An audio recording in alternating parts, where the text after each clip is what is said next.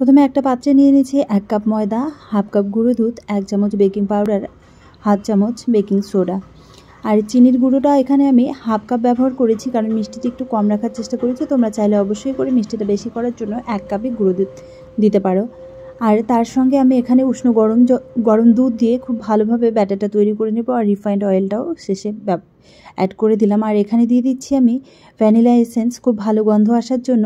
আর ভিনিগারটা must, কারণ ভিনিগারটা না দিলে কেকটা কিন্তু একেবারেই ফুলবে না। বেকিং সোডা আর পাউডারটাকে অ্যাক্টিভ করার জন্য ভিনিগারটা দিতেই হবে।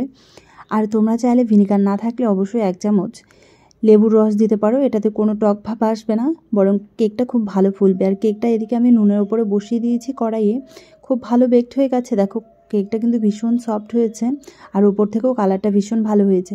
তো অবশ্যই করে একবার ট্রাই করো, আর ট্রাই করে আমাকে জানিও যে কেমন বানালে তোমরা।